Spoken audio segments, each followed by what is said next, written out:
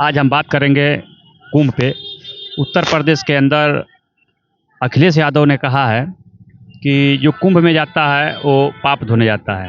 क्या ऐसी बात उनको कहना चाहिए या नहीं कहना चाहिए, इस बात को हम जनता से पूछेंगे कि जनता का क्या विचार है। एक चीज बताइए, आप कहाँ के रहने वाले हैं? यही क्या रहने वाले बताओ। दिल्ली के।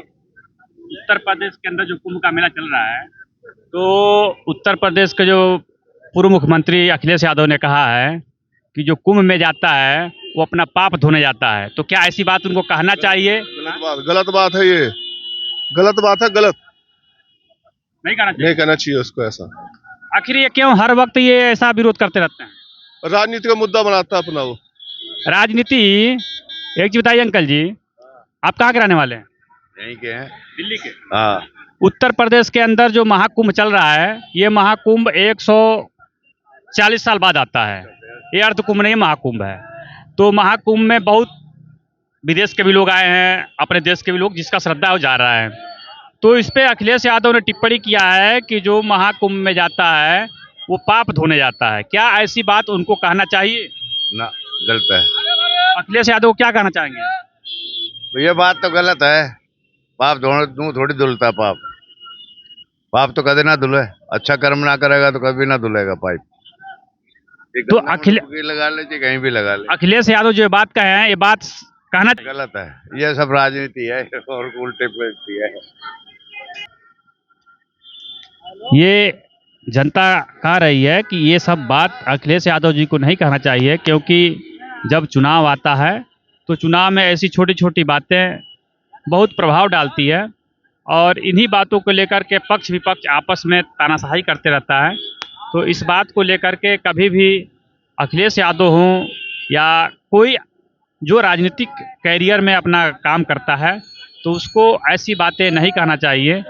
लेकिन क्या बात होती है कि हर वक्त अखिलेश यादव सनातन का विरोध करने पे लगे रहते हैं और हर वक्त सनातन का विरोध करते हैं। तो ये बात हम इसलिए कह रहे हैं कि जब राम मंदिर का मैटर हुआ था, जब राम मंदिर का फैसला सुनाया गया था, तो उसमें भी अखिलेश यादव जी ने कहा था कि हम वहाँ नहीं जाएंगे, और निमंत्रण मिलने के बावजूद भी नहीं गए और बहुत सारे नेता नहीं गए।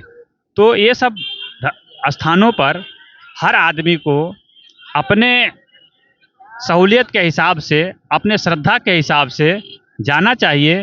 राजनीतिक एक अलग चीज़ है और सामाजिक और धार्मिक कार्य एक अलग चीज़ होता है। लेकिन ऐसी बातें भैया, ऐसी बातें अखिलेश यादव जी को कहना चाहिए या नहीं कहना चाहिए। जनता ने अपना राय दिया कि अखिलेश यादव जो बात बोले हैं ये बिल्कुल गलत बोले हैं, और ऐसी ही बात इनके जो समर्थक हैं वो कभी रामचरितमानस पर, कभी जो सेना हमारा सर्जिकल स्ट्राइक करती है पाकिस्तान में जाकर के, उस पर हर वक्त ऐसी बातें करते रहते हैं। तो हम ऐसी बातें जनता से पूछेंगे। भैया आप एक चीज बताइए, आप कहाँ के रहने वाले हैं? बिहार के। बिहार। तो उत्तर प्रदेश के अंदर जो अर्ध कुंभ महाकुंभ चल रहा है, तो बहुत दूर दूर के लोग आ रहे हैं, विदेश के भी लोग आ रहे हैं ज़्यादातर। तो उसमें अखिलेश यादव जी ने कहा है कि जो उसमें जाता है वो पाप धोने जाता है। तो क्या ऐसी बात उनको बोलना चाहिए? एक प्रतिष्ठित नेता है, तो क्या ऐसी बात बोलना चाहिए उनको? जो उनको अच्छा लग रहा है तो अच्छी बात है, और और जो भगवान का अथी है तो अच्छी ही बात है, इसमें क्या बोल सकते हैं। आप कहाँ के रहने वाले हैं? मैं राजस्थान का रहने वाला हूँ। तो जो उत्तर प्रदेश के अंदर महाकुंभ चल रहा है, तो इसमें बहुत दूर दूर के विदेश के भी लोग आ रहे हैं और अपने देश के जो उसको श्रद्धा हो जा रहा है। तो इस पे अखिलेश यादव जी ने टिप्पणी किया है कि जो उसमें जाता है वो पाप धोने जाता है। तो एक प्रतिष्ठित नेता को ऐसी बातें क्या बोलनी चाहिए? देखो, मैं आपको बताना चाहूँगा, पहले तो आपका चैनल का नाम बताइए। चैनल का नाम क्या है? अपना चैनल।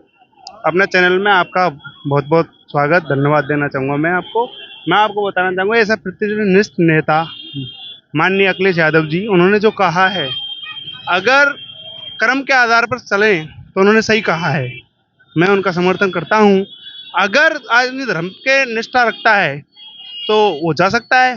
अपना आदमी अपने नेचर के हिसाब से कैसे भी चल सकता है, उसमें कोई इशू नहीं होता। लेकिन इसी तरह मैटर ये जब राम मंदिर का जब शुभारंभ हुआ, वहाँ मंदिर का उद्घाटन था, तो निमंत्रण दिया गया था, तो वहाँ भी ये बोले थे कि हम वहाँ नहीं जाएंगे, और नहीं गए। उनके बहुत से नेता नहीं गए। तो धार्मिक स्थल है, सबका है, हिंदू है तो आपका भी हमारा सबका है, बुलावा है ना है, सबको जाना चाहिए, लेकिन गलत टिप्पणी नहीं करना चाहिए। तो क्या ये हर वक्त सनातन का विरोध करते रहते हैं? तो आने वाले समय में जो चुनाव आएगा उत्तर प्रदेश के अंदर, तो क्या इसका असर नहीं पड़ेगा इनको? देखो, जो सनातन धर्म को मानते हैं तो उन लोगों को तो उनकी तो हम क्या कह सकते हैं, वो वोट दें या उनको नहीं दें, उनकी तो ये उनका इशू होता है। लेकिन जैसा कि वो बता पा रहे हैं उनके पार्टी के अकॉर्डिंग, और पार्टी के अकॉर्डिंग लोगों को वो संदेश देना चाह रहे हैं, तो उनके लिए वो सही बेटर रहेगा। तो इस समय अब वर्तमान में दिल्ली का चुनाव आने वाला है, दिल्ली का नज़दीक टाइम बहुत कम हो गया है। तो दिल्ली में 10 साल से केजरीवाल जी हैं, और 10 साल पहले शीला दीक्षित की सरकार थी, और इसमें अब बीच में बीजेपी आ रही है। तो क्या केजरीवाल जी का सरकार फिर तीसरे बार बनेगा, या कांग्रेस आएगी, या बीजेपी? देखो, केजरीवाल जी हैं, माननीय केजरीवाल जी, उन्होंने जो यहाँ दिल्ली में जो उनका काम किया होगा, उन्होंने विकास किया होगा, उसके अकॉर्डिंग जनता उनको चुनेगी। जनता जिसको चुनेगी जो अच्छा काम करता है, उनके लिए हित में लड़ता है, लड़ाई लड़ता है, उनके लिए तो जनता वोट सपोर्ट करेगी ना। हमारे यहाँ राहुल गांधी जी भी लंबे समय से काम कर रहे हैं, कांग्रेस पार्टी से भी चुनाव लड़ेगी यहाँ, और आज़ाद समाज पार्टी भी चुनाव लड़ेगी दिल्ली में, बीजेपी भी लड़ेगी। जो आदमी जितना काम करता है और विकास करता है, तो उसके अकॉर्डिंग जनता उनको चुनेगी। लेकिन अभी इंडिया गठबंधन बना था, तो इसमें अखिलेश यादव, ममता बनर्जी, राहुल गांधी, अरविंद केजरीवाल, यानी कि लमसम 27-28 दल मिल करके ये लोग एक इंडिया गठबंधन बनाए थे। अब जब दिल्ली में चुनाव आया है, तो ये इंडिया गठबंधन का जो रूप रंग है, ये बिखरते हुए नजर आ रहा है, क्योंकि यहाँ से दिल्ली से केजरीवाल भी लड़ रहे हैं, और इंडिया गठबंधन के कांग्रेस भी लड़ रही है। देखो, ये आपने बहुत अच्छा सवाल किया। मैं आपको बताना चाहूँगा आपके चैनल के माध्यम से, ये लोग इंडिया गठबंधन में कभी तो किसी आदमी को हासिल कर लेते हैं और कभी किसी लोगों को हासिल नहीं करते, और तब जब पार्टी को जब चुनाव हारती है, जैसे इंडिया गठबंधन अब की बार हारा, तब उनको समझ आया कि हमने कई पार्टियों के जो डीलर हैं वो हमने छोड़ दिए हैं, इसलिए हमको चुनाव का हार का सामना करना पड़ा। तो अभी उत्तर प्रदेश के अंदर इंडिया गठबंधन राहुल गांधी और अखिलेश यादव दोनों मिलकर लड़े थे, उसमें बहुत बढ़िया फायदा हुआ, 99 सीट निकाले थे ये लोग। लेकिन अब फिर से जब दिल्ली में चुनाव हुआ, तो केजरीवाल भी उसमें थे इंडिया गठबंधन में। तो आखिर क्या हो गया इन लोगों में कि ये लोग आपस में विचार विमर्श नहीं कर पाए? एक आदमी लड़ता, एक आदमी सपोर्ट कर देता, तो हो सके टक्कर दे सकते थे। लेकिन अब कांग्रेस के आने से जहां तक पता चल रहा है कि अब बीजेपी इसमें बाजी मारेगी। तो आपका क्या रुझान है? क्या देखो, मेरा रुझान ये है, एक्चुअली मैं आपको बता देता हूँ, मैं कांग्रेस का आदमी हूँ, मैं राजस्थान का रहने वाला हूँ। हमारे विधायक जी रहे, पूर्व विधायक ओम प्रकाश हुड्डा जी, माननीय ओम प्रकाश हुड्डा जी विधायक महुआ से हैं, मैं उनका कार्य करता हूँ, बहुत छोटा सा। तो हमारा मानना है, तो हम तो पार्टी को सपोर्ट करते हैं, हमारे नेताजी भी पार्टी को सपोर्ट करते हैं। मेरा मानना यह है कि दिल्ली में कांग्रेस की सरकार बने और मजबूती से बने, मेरा मानना यह है। लेकिन कांग्रेस बहुत दूर दूर तक लापता होती जा रही है, क्योंकि उत्तर प्रदेश में खत्म, राजस्थान में भी, राजस्थान का तो नियम है एक बार बीजेपी के कांग्रेस, वहां का तो बहुत बढ़िया इफेक्ट है। लेकिन दिल्ली में 10 साल से कांग्रेस बहुत पीछे चली गई। कांग्रेस का यहाँ तक कि कहीं बोलबाला भी नहीं दिखाई दे रहा है। तो कांग्रेस ऐसे लुप्त क्यों होती जा रही है? इसमें कमियां क्या है?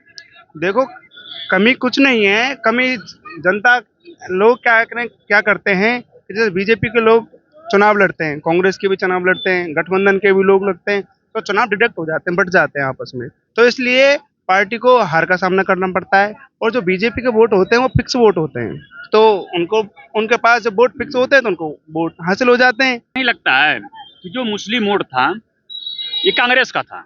हाँ, तो इसमें जो इंडिया गठबंधन में कांग्रेस, समाजवादी और सारे दल हैं, तो क्या ये लोग बीजेपी नुकसान नहीं कर रही है? जहां तक ये लोग नुकसान कर रहे हैं, जहां तक उम्मीद लग रहा है कि ये लोग, क्योंकि अखिलेश यादव भी मुसलमान का वोट चाहिए, कांग्रेस को मुसलमान का वोट चाहिए, ओवैसी भी बीच में आएंगे, वो मुसलमान का वोट चाहिए। तो ऐसा नहीं लग रहा है कि ये लोग इसी तरह से अपने खत्म वजूद खोते जा रहे हैं? देखो, मैं बताऊं आपको, जो कांग्रेस के वोट हैं वो ज़्यादातर आज़ाद समाज पार्टी, भाई चंद्रशेखर आज़ाद जी हैं, एडवोकेट साहब, तो उनको वोट बहुत अच्छे से दे रहे हैं और उनका समर्थन भी करते हैं ये मुसलमान लोग। उनके लिए बहुत बहुत धन्यवाद भी देना चाहता हूँ। जो वो लोग जो आदमी काम करता है उनको सपोर्ट करना भी चाहिए। उनके अकॉर्डिंग उनके नेता वो अच्छे हैं, उनको वोट देते हैं, तो उसमें कोई इशू नहीं है। और वोट डिडक्ट होते ही हैं, आप भी जानते हो। अगर जितनी पार्टी चुनाव लड़ेंगी तो वोट तो डिडक्ट होंगे ही, उसमें कोई दिक्कत होने वाली है ही नहीं। अब देखो दिल्ली में चुनाव होगा, कई पार्टियां चुनाव लड़ेंगी, तो जितनी पार्टी जैसे जैसे चुनाव लड़ेंगे ऐसे ऐसे वोट डिडक्ट होता जाएगा।